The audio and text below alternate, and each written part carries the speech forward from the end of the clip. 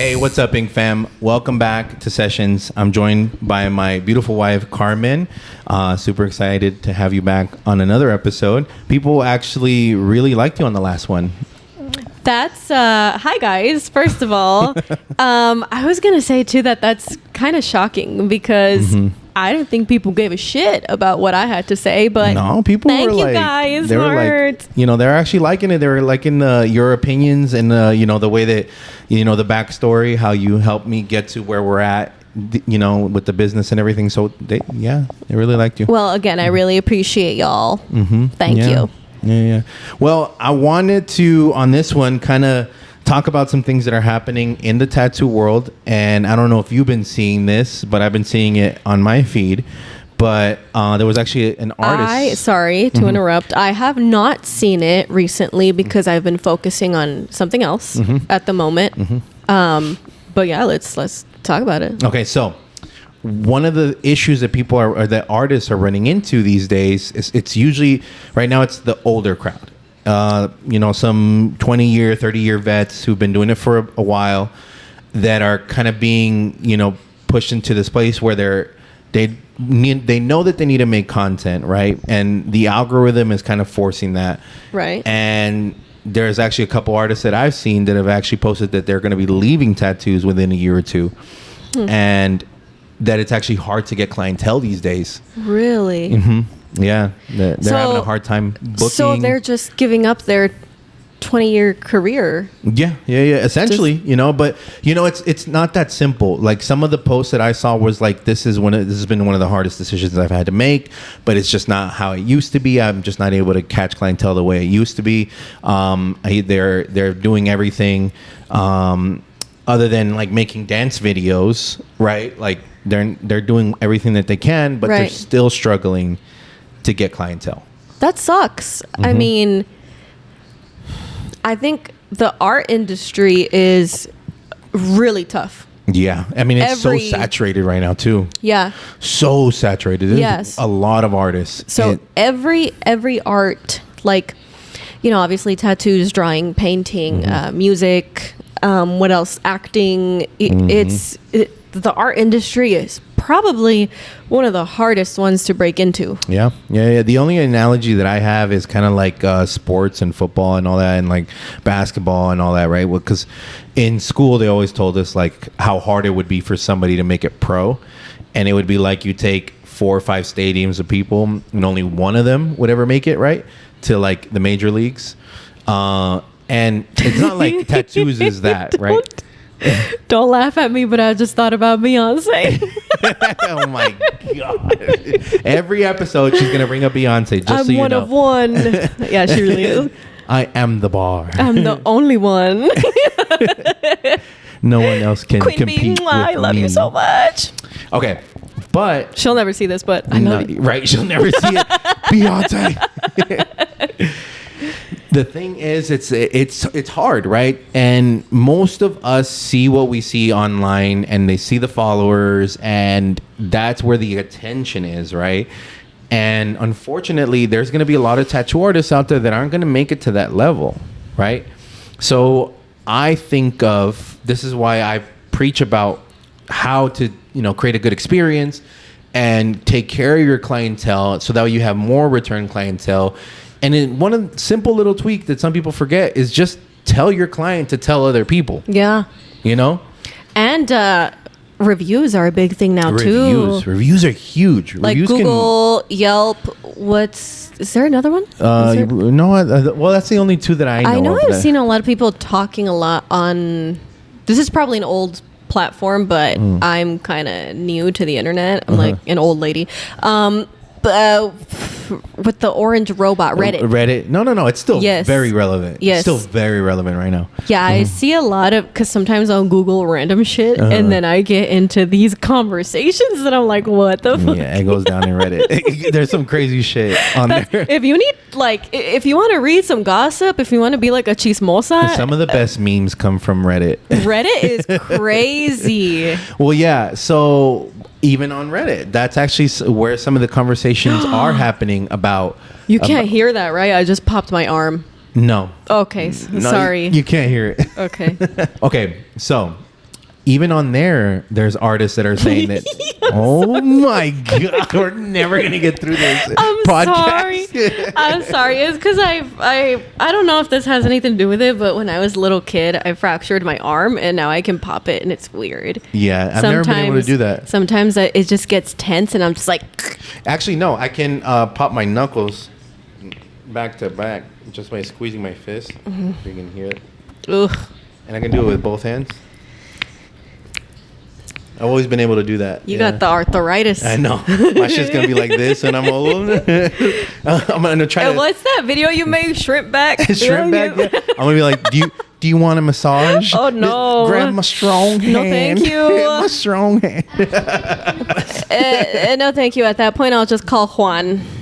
Call Juan. If you're watching, bro. Juan, who's Juan? I need a massage. Oh, Your okay. client. My client. Yeah. We have a client.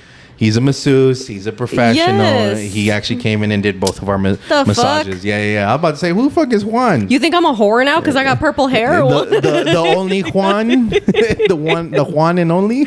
I'm like, just because I got purple hair don't mean I'm a hoe. Okay. Oh my God, you've been feeling yourself. Yeah, That's good though. That's good. I hadn't in such a long time, especially after having kids. Mm-hmm. It just, I don't know, maybe it was like a depression or something, but I felt like so bummy all the time. I just didn't feel pretty at all after having kids. Yeah. I'm sure you're not the only one that runs into that though, you know? Yeah. I'm sure there's plenty of women out there that like they experience that after having a baby. And I mean, there's even the women that like their noses grow big during pregnancy, or like their forehead changes, and it's like, Nah, birth is no joke. But anyways, sorry. what were you talking about? We were talking about how people are leaving tattoos after doing them for 20, 30 years. Yeah. Maybe then we can give some advice, you think, or give our 2 cents about what could be happening there, you know? I mean, what do you think? Okay, so I do think that the dynamic is going to change depending on the area you live in.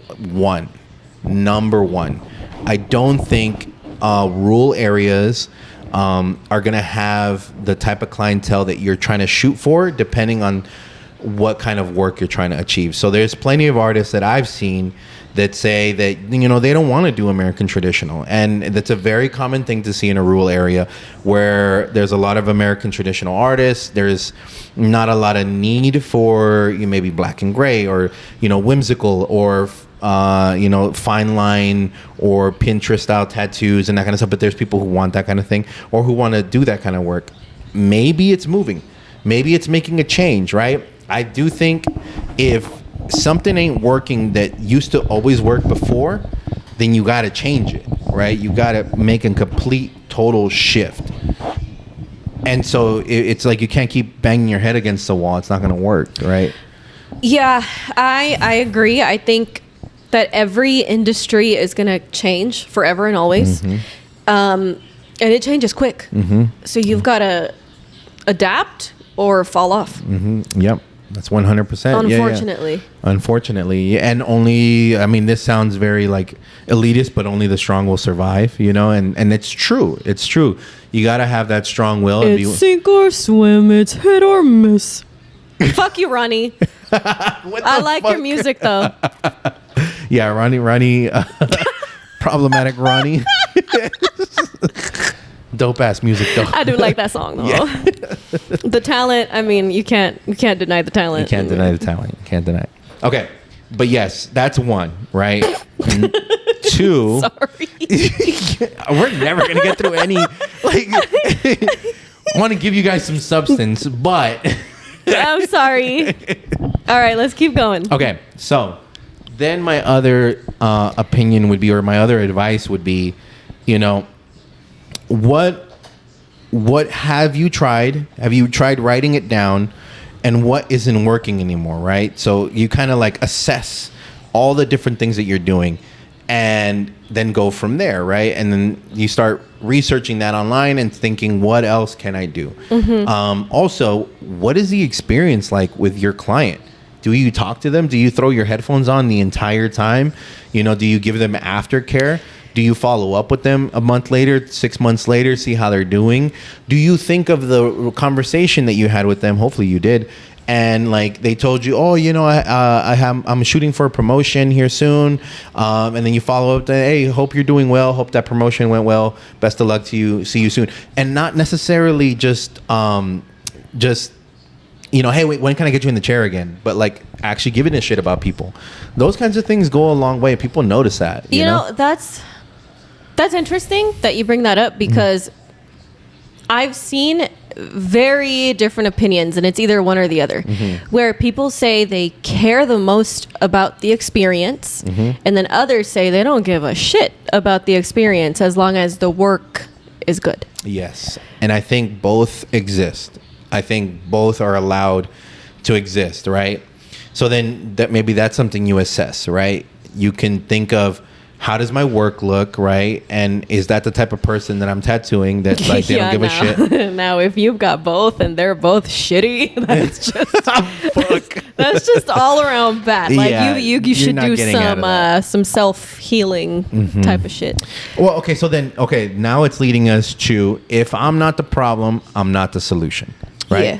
You got to think, this problem that I'm running into, even if it isn't my fault, even if it is outside circumstances like a recession, which is something that we're kind of experiencing right now, especially during the summertime, in areas like this, like Phoenix, where we're in, people leave during the summer, or they got vacations and that kind of stuff. Summertime is always tough, especially for smaller names or people who are just starting. Summertime is tough too, because people want to go to the water. They want to go vacation. They want to, go to the river or whatever it might be. You got to wait 2 weeks before you get in the water. So that's some of the factors you ran into. Okay, so well, not only that, but nowadays everything's so expensive, and people just don't have $3,000 to blow on a tattoo. Yep. A tattoo is not a priority for a lot of people. Even like a half day, like somewhere in the average, like a half day, $600 to $800.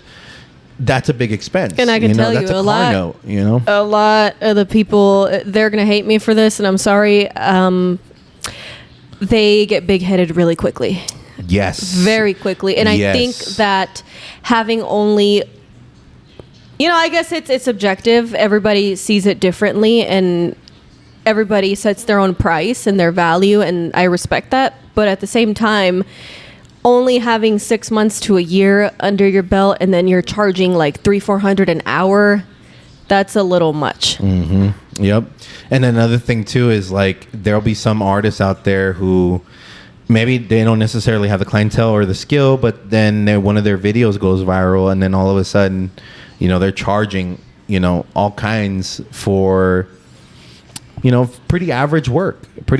And so then it kind of creates a standard with other artists, like, well, I do that same type of work, I should be charging the same, you know? And people, they flaunt that too. I charge this much for a tattoo. That reminds me too, another thing I've been seeing a lot is people talking about how they got their whole arm done in 3 hours. Yes. Which is crazy. Yes, that's the expectation there. I actually said that on one of my our last one of the last sessions episode, where you have to set proper expectations with somebody, because there is clientele out there that think that they can get a whole sleeve in 8 hours in a full day, and it's almost impossible for the average artist. Maybe there is a random artist out there who can do that, but very few, far in between. I just thought that was insane. Like, it made me think about, well, how is that going to heal? Is it going to stick? Is it going to blow out? There's a lot of factors that 100%. I just started thinking the most, like the thing I would be the most scared of is getting an infection. Yep. That's scary. Yeah. Well, I think if you're going that fast, you're going to chew up some skin, probably. You're going to, run the needle way too quick, and so I don't think that's going to heal the best, and I've seen some of those videos where they're claiming 8 hours on a full sleeve, and it looks so red. So you got to set proper expectations. Okay. So what are some kind of like things that the average artist can do? We kind of talked about, maybe it's your area.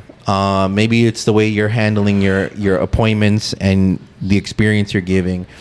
Maybe it's your aftercare, your follow-up. What do you think are some other things? And then we can address social media, because it is a social media issue too as well. There's artists out there who don't put themselves out there, who don't make videos showing their face. All they do is put their tattoos. It's like people want to see who they're working with. They want to make a connection. They want to see, like, are you the type of person for me? That's true, because with art, getting something so personal like a tattoo, you want to be able to vibe with your artist. It's like when you get your hair done. You have to build trust. You're sitting there for hours like, Monica, I love you. Oh my God. I had seen, I think, 3 different hairstylists before her. And we just didn't vibe. And then I finally met Monica, and it was like perfect. Like, she just did my hair. We sat there like half a day doing my she hair. Did amazing. We were chilling, and it was so fun. It was so fun. We laughed so hard because I chopped up my bangs with Dollar Tree scissors. Oh my and God. I know you asked me to help you a little bit. It's like, I don't know. And we had a good time. It was fun. Well, and see, that's what it's all about, right? Like, that kind of person fits you perfectly.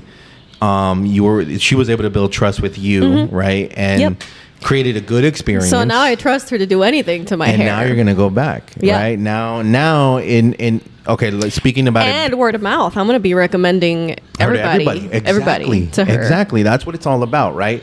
You give an amazing experience, and it's this simple too. It's this easy to ruin the experience, because for me, let's say maybe me and you have an argument before I go to a tattoo, and it could throw me off, right? Let's say I get stuck in traffic or something, or I forget something at home, or like I drop something here, I spill some ink. Those simple little things can ruin my experience and take me out of my zone, and then that might even hurt the experience for the client. I might not be in my best. So those little things do matter. That's another big thing, is that if you have bullshit going on at home, you've got to leave it at home. You got to leave it at home. Like, it's so real when people say you can't bring that to this environment. Yes. You have to have a good environment, and it has to feel, because people can feel energy. Yes. People can feel it. They can sense it, and things get awkward when somebody's 100%. having an attitude. Like, we've had it here. Oh yeah. People suddenly start acting weird. Like, someone that recently left, dude started being weird all of a sudden, and he wasn't talking to anybody. No, he was being disrespectful to the point where, like, I would say hello, and then I would get completely ignored at my own place, and it's awkward. It's like, dude, personally, I don't even know what happened for you to be this pissed off. Lack of communication too, like, talk about what's going on, right? And so that person didn't want to talk about what was going on, and then just made it awkward instead. And I know that, and then they blamed it on the fact that I was disrespectful to them during a panic attack, and it's just a weird, I know weird that person's situation. Tattoos suffered during that time, because you remember what it was looking like before that person left.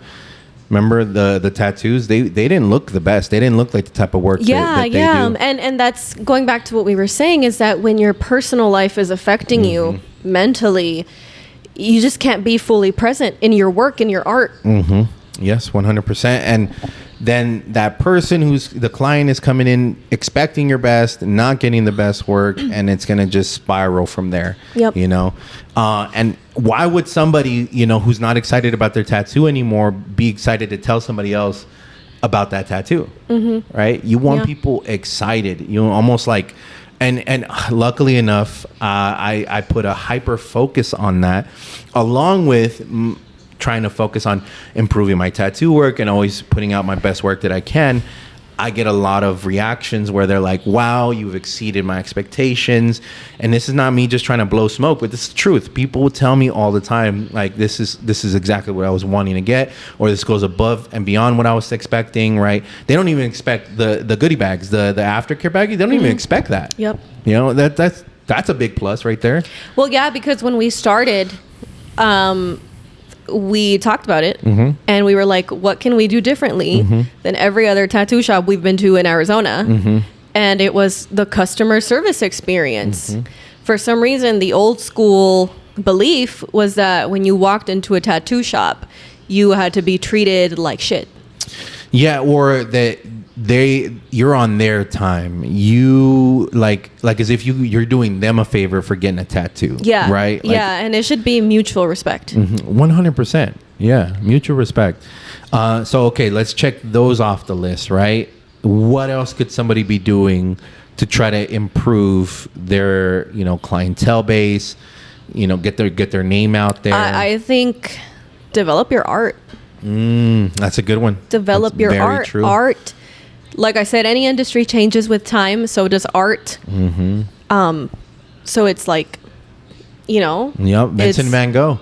Every time that one of his styles got popular and people wanted to hit that style, he switched it up completely. Yeah, You've got to learn how to do. For example, I've done makeup before, and every face is different.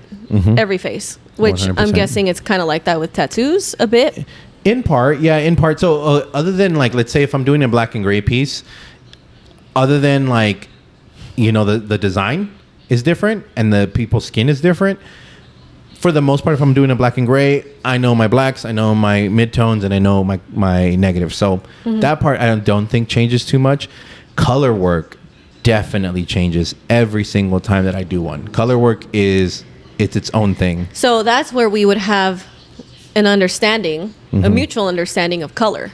Because when you're doing someone's face, you've got to know the contrast, the lights, the darks, the shapes. What works with one skin doesn't work with another. So like if I wanted to do blues and that kind of stuff on a darker skin tone, it wouldn't be a bright blue. It would be more of like a teal blue because the teal with the green would show through better on a skin, and it'll look more bluish under that sort of like orange, because that top layer of skin, when it grows back, it puts like this sort of like orange sheen over all of those tones. So it reduces the amount of colors I can use, but obviously on a fair skin I can use the whole palette basically. And so yeah, it changes. That's another big thing that I just thought about. Colorism with tattoos. Yes. Oh my God. Okay. So because I wanted to get into color work back in the day, even my mentors and people in the tattoo world, like at the shops that I were at, they're all like, man, you can't do color on dark skin. You can't do color on black skin. You can't do color on brown. Which it's the same in the makeup world, where there's there wasn't. Now there are, thankfully, and there's some beautiful palettes, like the ones you just gave me. Oh yeah. What brand is that? I'm trying to remember. What are they called? They are gorgeous, and they're made for dark skin. Yes. Let me see if I can find them. Yeah. While you look for that, this palette was made by a black woman, and she made it in response to not having access or having those colors available to her. Yes. And they look amazing. They're so pigmented. They're the most beautiful palettes I've ever seen. I saw them at Ulta, and I was like, whoa, like I put them on my hand, and it's just gorgeous. That reminds me of when I started using Radiant. I came across those, and those are really high pigmented for darker skin tones, and it's really bright, like you can really see them. And even on darker skin tones, the blues and like some of the harder colors to see still show through, which is pretty cool. So like they specifically made their colors for that. I cannot find these palettes. Oh, Juvia's Place. Okay, Juvia's Place. That's what it was called. Yeah. Juvia's Place. It's called the Culture Palette. Those looked amazing.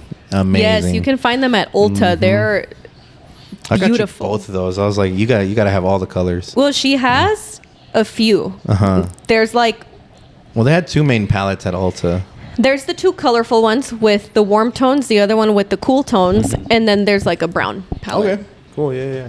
But yeah, Juvia's Place, beautiful palettes for any skin tone, really. And yes, there is colorism in the tattoo industry because of that. Even with black and gray. Yep. Even with black and gray, because they talk about how much of a negative tone you can use with fairer skin. I mean, we've seen it plenty of times. So Yes. many times where people are like, oh no, I can't do that tattoo on you because you're too dark. Yeah, and actually some people talk about that on the down low about how they don't even want to tattoo darker skin. They'll actually reject people who have darker skin. And there's artists, like one of the artists that I got to work with, Roger. I met him at a competition that I did, and he gets a lot of clientele, especially the area that he lives in, that are a lot more darker skin. So he's very aware of skin tones, and he's able to do badass, beautiful color pieces, really solid pieces, and that's one of those things that he kind of specializes in, and because of that, he gets more clientele. Yeah, not only because it's fucked up to be like.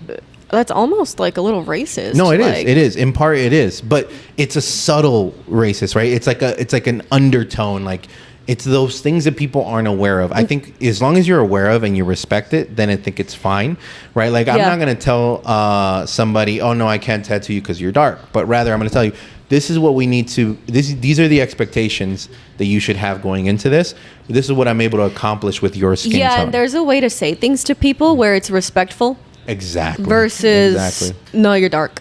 Right, exactly. I'm not doing that. Yeah, I can't do that, and that still exists. Especially nowadays, I feel like it's starting to get worse. I bet you, I can't say for certain, but, that's one of those things that we run into in the tattoo world. But if you learn those skills, working on light skin, medium skin, dark skin, then you...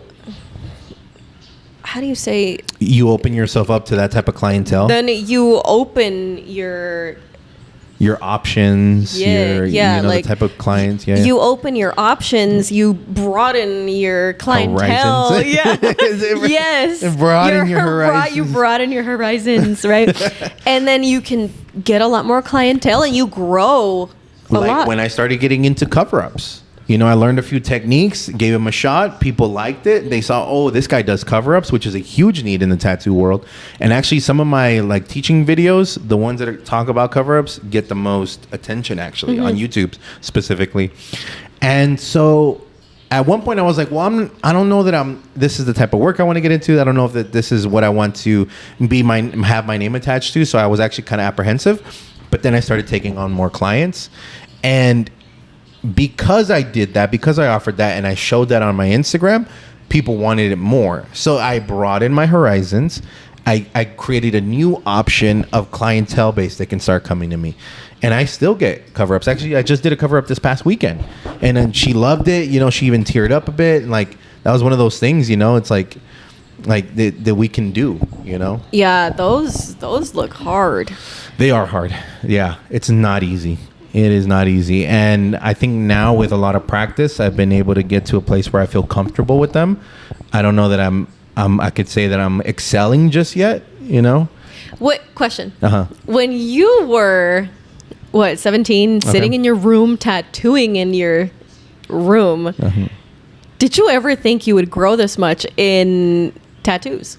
No. I had dreams and illusions of becoming a famous tattoo artist and this, that, and the other. And never did I think that I was actually going to do it. It was kind of like one of those things like, oh, that's not really for me. That's probably not going to happen, but I want to, but I was like, oh, that's probably not going to happen. So you would limit yourself. You didn't believe in yourself. I didn't believe in myself. Wow. Yeah. And it was like an underneath thing. On top, I'd be like, hell yeah, I'm going to make it. I'm going to do it. I'm going to do it. But somewhere in the back of my head, I would hear that little voice saying, no, you're not. That's probably another thing is that a lot of people don't believe in themselves. Or you have imposter syndrome. You kind of feel like you're not actually a good tattoo artist. Yeah, they get discouraged and they stop believing in themselves because, we all have dreams as kids. And then as life slaps you in the face almost every fucking day, you start to feel it and you're like, damn, I'm not good enough. Right. So that could be another thing that's going on with the art industry. 100%. I'm sure there's artists. I think most artists probably run into imposter syndrome, right?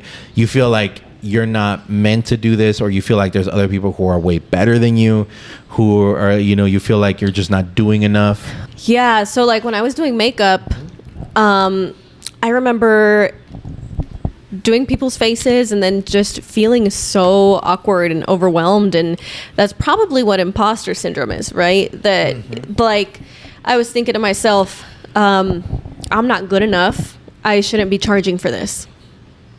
That's exactly it. Yeah. or that you're not worth it, or like there's other people better than you. You look at your work and you're like, no, I could have done this, I could have done that, I could have done this. Yeah.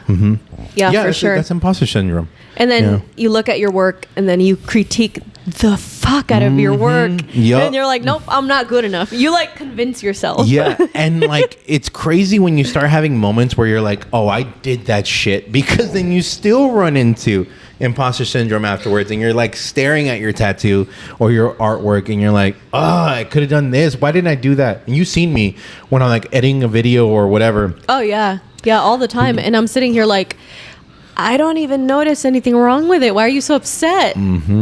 So, and that's that imposter syndrome that starts to creep in and tell you like, but this is where it's up to you to flip it, right? It's up to you to use it, right? That you have to turn it into a positive. When I get that voice that says, I should have done this on this tattoo, rather than beating myself up now and staying there and going spiraling downwards, I tell myself, okay, cool. I learned my lesson. Next time I will do better, and I'll be aware of that. And then moving forward, I'll just get better at my tattoos, you know? Another huge thing though is your environment. Your environment and the people that you're around. Because if you have only people that are not supportive, you're not going to feel good about what you're doing. 100%. Like, let's say you were young and you're like, I want to be this big name tattoo artist. And then the people around you were like, no, that's not a real career. Right. You're going to stop believing in yourself. My family didn't think that tattoos was a real career, you know? That we had opened the studio. I don't know if you remember this. We had opened the studio. We had bought our house. We had the 2 cars, the 2 kids. You know, I think we were married at the time and everything. You know, you can look at our life and say we checked off all the boxes. And my mom still looked at me. I was already 27 at the time too. She looked at me and said, why don't you go back to school? I'm like, Mom, what the hell are you talking about? Like, I'm not going to go back to school. No, I'm going to focus on this and grind it out with this career. And it's giving us the life that we want. Like, come on, what are you talking? But like, some people can't get past that propaganda. They can't get past the social stigmas, you know, and they want to push that on everybody else. I also think for that generation, you know, college was a very big deal. And it was real. And you could go to college, get a degree of like a fucking bachelor's or even an associate's, and get a good paying job. You know, so, now people are struggling. So I can see why college was a very important thing. I think in the 80s and 90s, probably, maybe early 2000s. But once we got to the 10s and up, like I think it's completely shifted now. And unfortunately, you know, if you don't have a college degree, a lot of jobs won't even hire you nowadays. Yep. Very true. To get an entry-level job, you know, it's unfortunate. But then they put you in debt for your whole life almost. Okay. And so then this is where it gets interesting. Yes, they put you in a lot of fucking debt, and it's awful, right? You know, I feel like doctors, their debt should be erased. Like these motherfuckers are saving our lives. Why are they in debt? Right. I don't know. Anyway, and like paramedics and nurses and like, you know, all the medical people, it's just, they should not be in debt. I saw a dentist. Obviously, it's not a sort of like a MD. No, dentists are important too, though, because a tooth can kill you. Right. Yes, 100%. So I saw a dentist post about that his debt was at 1.5 million. He showed his oh my God, his account, and it was something like 30,000 in interest. You know, it's like Jesus fucking Christ. Yeah, it's unfortunate. You know, it's fucking sad that, you know, college is that expensive. Yeah. So, and then on top of it, you get into a career like tattoos that is unconventional still. I think it's shifted in the last few years, and more people are starting to see it as a career shift. And what we see on social media is like flashy, is like people traveling, doing tattoos, is like, I charge $1,200 just for a design, and then it's another $1,200 just to get on my books. You know, it's like this outrageous sort of like lifestyle. That's crazy. You never saw what was it? They call it something gay, but there was an artist out there who was charging for the design ahead of time. It's a non-refundable charge for the design. It was something like $1,200. I mean, I guess when you get to a certain level, people are just throwing money at you at that point. But the thing was, that person really wasn't at that level, you could say. you know? Oh, so it was all for social media.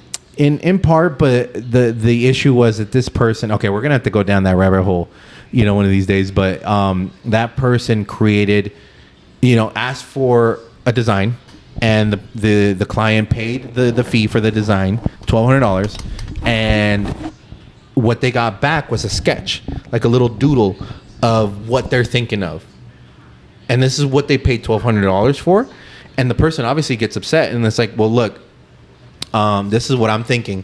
Well, to make changes, you're gonna have to pay another $600. Wait, what? Yes. What? Yes. 100%. Yes. On the doodle? On the doodle. On the doodle. Wow. And so then this person is now like they're feeling out. They're feeling like desperate. They're like, what? This doesn't feel right. So they go to social media, post about it, and the industry goes in an uproar about it. Right? It was a whole thing. It was like I think a couple years ago. I'd be very upset if I gave someone $1,200 and then they sent me a doodle bop. Like, come on now. Doodle bop. Me hoy, me noy. Me hoy, me noy. That's perfect. So anyway. Then there was actually an artist that I did a course with, Matt Vaught. He's pretty big on TikTok. He's pretty big on Instagram too. He's out in California. I think it's like what is it? Newport, California, somewhere around there. But he reached out to that person and offered to do it for free, and so he was able to give that person that tattoo. Oh wow, that's sweet. It was really cool. Yeah, that's sweet, because that's, you know, for most people that's a lot of hard work to make $1,200. It's just, and then being forced to pay for design changes.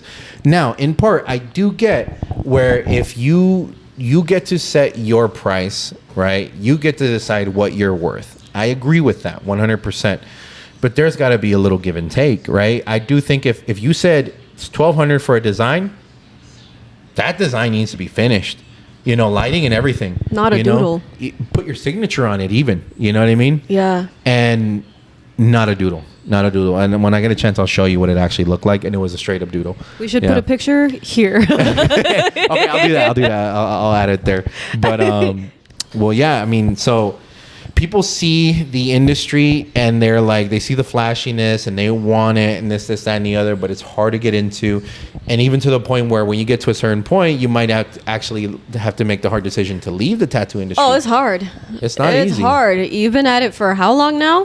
Since you were 17-ish? 18. 18? Yeah, 18. And you're 31? 31, yeah. Going on like 13 years or so. It's tough and it's hard work. You're not going to just come in, do a few tattoos, and then be this mega star because you showed your ass. You know, it's it's hard work. Yep, and I've been doing everything but showing my ass. I've had my, you know, I've thought about it. You know what I mean? I have thought about it. Making your OnlyFans. Yeah, I know, right? Watch, learn how to tattoo while I'm in my underwear. You know. Oh Lord, that's so unsanitary. Learn where I can place this tattoo machine. That is disgusting. I got plenty of ointment, you know. Please don't ever do that. Ever. No. Well, I wouldn't even allow that, and we're married. So yeah, that's one of the things that people are running into, right? Like we're still staying on the topic, on the theme of, you know, what are some things you can do if you're running into a situation where you're not getting the clientele that you used to or that you need. I talked about it a little bit too, but how many clients do you want every week? Did you write it down? Did you create a goal for that? You know, did you say how much you want to earn? So one of the exercises that I make apprentices do, we haven't got it to that point just yet with my apprentice, but when you get to a certain point, you're earning enough, you have to create your floor and your roof, right? So what is the minimum that you need, taking into account your booth rent, taking into account your rent at home, your car, your phone, your internet, your food, all of that. What is the absolute minimum? Your health insurance. Health insurance, fuck, all of that, right? Your Netflix, Hulu. I hate paying Prime, for health insurance. everything, you know? What is your floor? What do you need to survive? Like if you only did that, you're not going to die and you're going to be not out on the street, right? Then you gotta then figure out what is your roof. What is something that you want to shoot for? What is something that you know that you can do with enough work, right? And yeah, you can put it as high as you want or put it as low, but I do recommend being moderate. But you have to be realistic. Yes, you have to be realistic. You have to be realistic, Yeah. right? But something happens when you write it down. Something happens when you start putting it up on the wall or writing it down every day and creating that vision, that goal. You start making it a reality.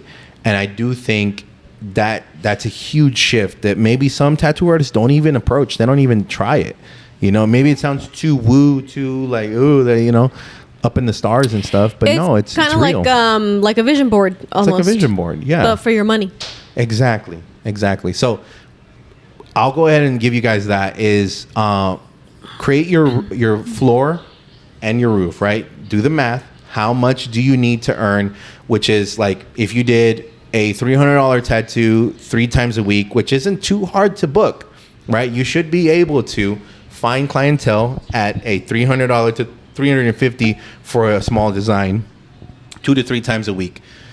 And if that's your floor, perfect. You know, now you know that. And then create your goal for the future. The goal that you're trying to achieve, you know? So those are things that I'm actively doing, right? That I've been doing for a while. And I have had moments where some of them aren't working like they used to. So then I have to reassess, right? And you know, we've had our moments where it's like there is some ups and downs no matter what. Yeah, definitely. Mm-hmm. And it's for some reason it's always like you're either really high and doing really good and then you just drop down to the floor and you're like, what is going on? Mm-hmm. So then you got to look at yourself and figure out what can we do different? What needs to change? You know?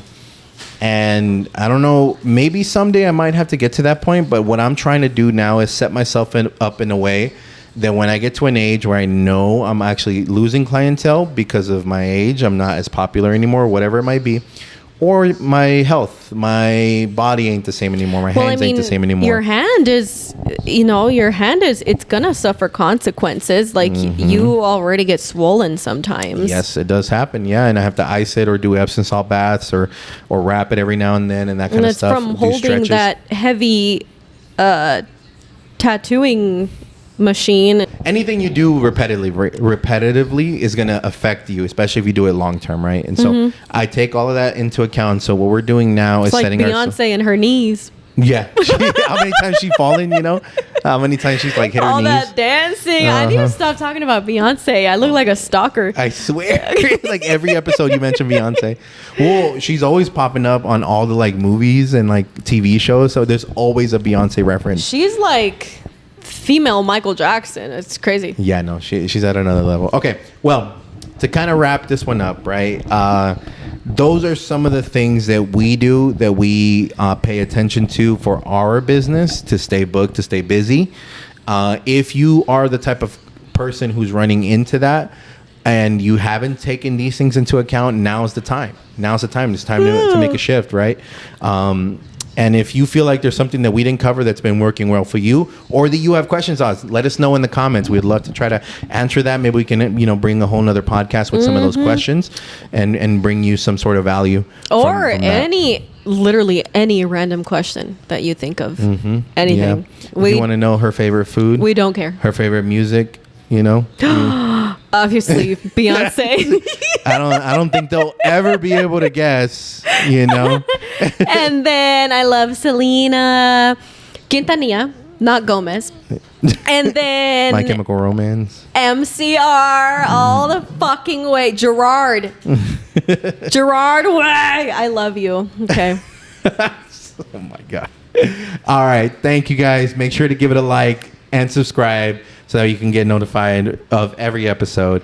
And if you enjoyed this one, share with a friend. Let somebody know.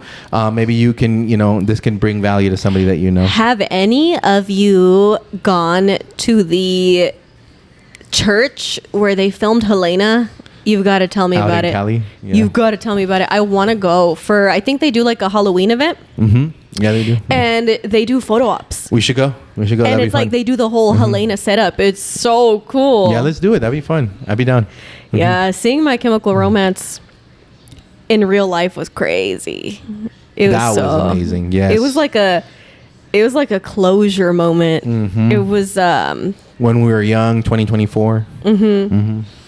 yeah, but MCR music, I think, helped a lot of us get through some shit. Oh yeah.